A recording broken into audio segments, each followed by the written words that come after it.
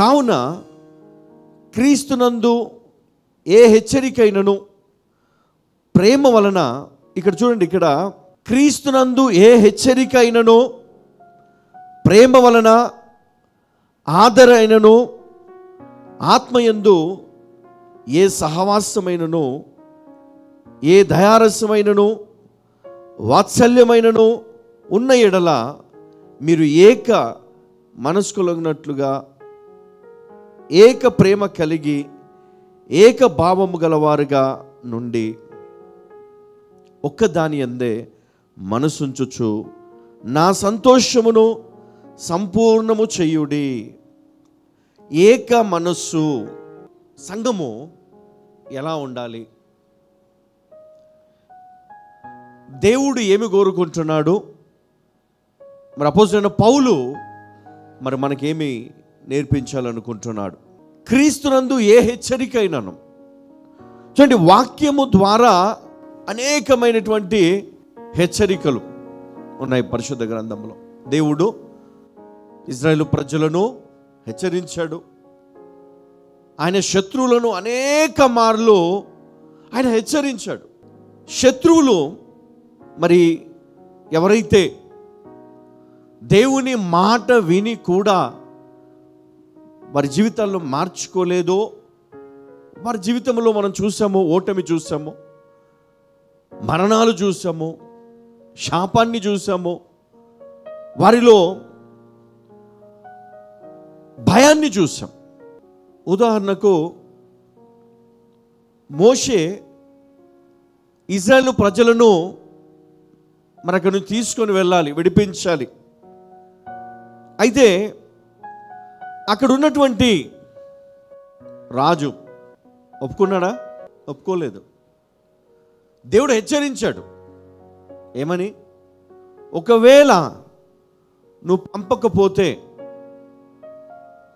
భయంకరమైనటువంటి తెగుళ్ళు, 10 తెగుళ్ళు ఒక్కొక్కటిగా వచ్చాయి. ఆయన హెచ్చరిస్తూనే ఉన్నాడు. అయినా మొండి పట్టుదల, అప్పటికీ అవకాశాలు ఇస్తూనే ఉన్నాడు దేవుడు. అయితే ఈరోజు ఆయన ప్రజలుగా ఉన్నటువంటి మనము ప్రస్తుతం ఇప్పుడు మనం 2024లో ఉన్నాం. అంటే ఈ బైబుల్ మరి పరిశుద్ధ గ్రంథం మనం చూసాము. ఎన్నో వేల సంవత్సరాల క్రితం నుండి అనేక సత్యాలు మరి చరిత్రను మనం ఇక్కడ చూస్తూ ఉన్నాము. దేవుని యొక్క ప్రవచనాలు, మరి దేవుడిచ్చిన వాగ్దానాలు, ప్రవక్తల ద్వారా మనకి ఇవ్వబడినటువంటి అనేకమైనటువంటి మరి దేవుని యొక్క విలువైన మరి వాగ్దానాలు మనం చూస్తూ ఉన్నాం. హెచ్చరికలు మనం చూస్తూ ఉన్నాం. జ్ఞానము గలవారు ఏం చేస్తారంటే ఈ పరిశుద్ధ గ్రంథంలో ఉన్నటువంటి శ్రేష్టమైనటువంటి ఆ జ్ఞానమును వారు చాలా జాగ్రత్తగా వారు సేకరిస్తారు. ఒక కుటుంబం బాగుండాలంటే ఆ కుటుంబం ఏ విధంగా ఉంటే బాగుపడుతుంది, ఎలాంటి మార్పులు చేసుకుంటే బాగుపడుతుందో, మరి అలాగే మన జీవిత ప్రయాణములో మంచి చెడు, సంతోషం, బాధ, అన్ని రకాల మన యొక్క జీవితంలో ఉన్నటువంటి అన్ని రకాలు మార్పులు, ఎన్నో గొప్ప విషయాలు కూడా మన జీవితంలో మనం చూస్తూ ఉంటాం.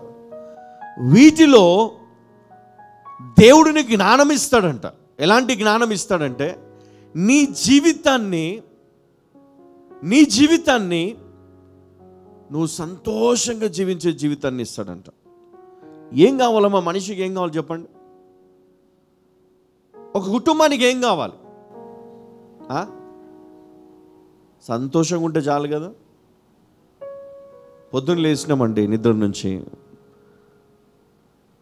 లేవగానే ప్రశాంతంగా ఈరోజు ఏమి వంట చేసుకుందాం, పలాని వంట వండుకొని మంచి కడుపునిండా తినేసి ఉద్యోగాలకు వెళ్ళిపోయి హ్యాపీగా ఇంటికి వచ్చి పిల్లలతో కొంత సమయాన్ని గడిపి, లేదా వాళ్ళ పనులన్నీ చేసి పడుకునేంత వరకు కూడా నెమ్మది ఉండాలి. కానీ ఈరోజు ఎవరికైనా నెమ్మది ఉందా?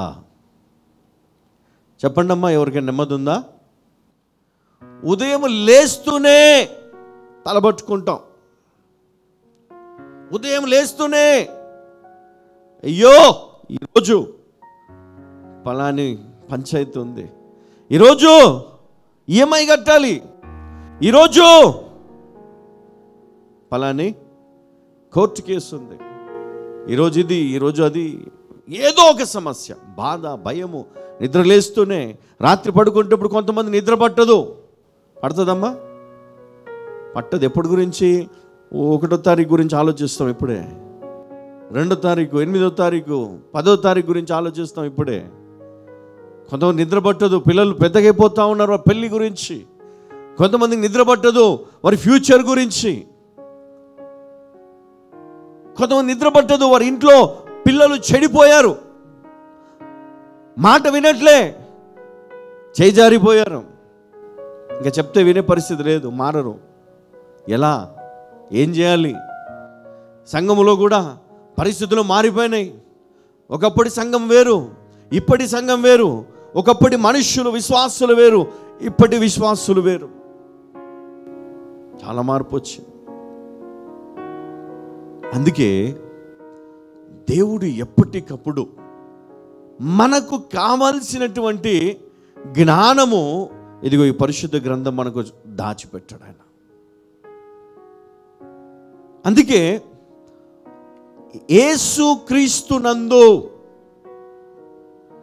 ఏ హెచ్చరికనైనను, ప్రేమ వలన ఆదరణైనను, ఆత్మయందు ఏ సహవాసమైనను, ఏ దయారసమైనను, వాత్సల్యమైనను ఉన్న ఎడల మీరు ఏక మనస్కులగునట్లుగా, ఏక ప్రేమ కలిగి, ఏక భావము గలవారుగా నుండి ఒకదాని యందే మనసుంచుచు నా సంతోషమును సంపూర్ణము చేయుడి అని మరి ఇక్కడ అపోస్తలుడైన పౌలు మరి రాయడం జరుగుతూ ఉంది.